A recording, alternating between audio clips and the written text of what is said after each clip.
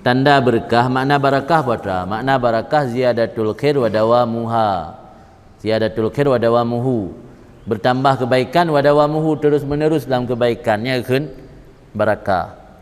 Ilmu barakah leh nyebutnya drone akhlak semakin baik. Alian amalan drone yang berokon jamaah beul kaideng, yang berokon hana rawatib kaideng, berokon hana duha kana, berokon hana tahajud kana, berokon hana witir kana.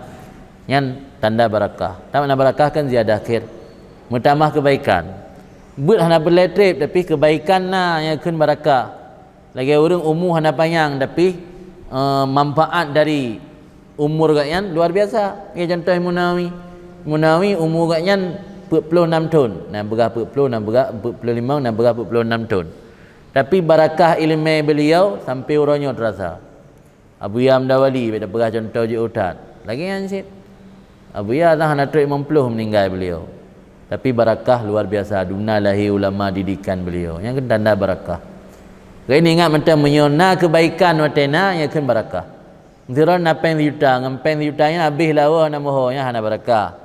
Pinya napen yutayan ke pajuh kero pina ke sedekah pina bacut. Ke tasumbang ke dayah pina bacut.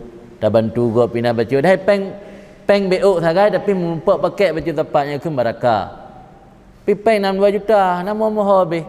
Yang nak benar baca balak-balak Honda tu lampu merah hana tak ada ngai denda motor ribe. Kena na bepeng.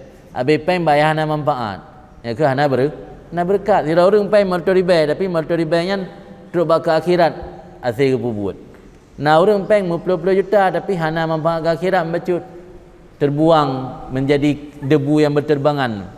Ya ke hana barakah. Ti makna barakah inti ji yang bertambah kebaikan yang barakah. Yang hana menambah kebaikan, hana barakah. Yang perasa bakrau ni masing. Bakrau ni masing dumno trip kana beut 2 tahun, 3 tahun, beut tahun, tahun. Puatra nak kebaikan yang menambah yang beda ron dari segala niat beut. Puatra nak menambah kebaikan yang beda ron dari mentang lasa urangnya kaglah dua. Dari mentang lah dua urangnya kaglah le. Nah kan barakah. Sebab masalah barakahnya kan nganjit nafai kitab barakah. Ada orang Lampung mungkin kaji hafal fiqh hati berkat tak ilmu kemenan. Jit hafal kitabnya saat drone arti kaglih kitabnya cit lebih mudah untuk nafai. Kitabnya lebih mudah untuk dipahami yang arti drone kaglih. Punya akhlak hana berubah yang tanda hana barakat. Punya akhlak berubah yang kali tabut yang tak amalkan yang tanda barakah.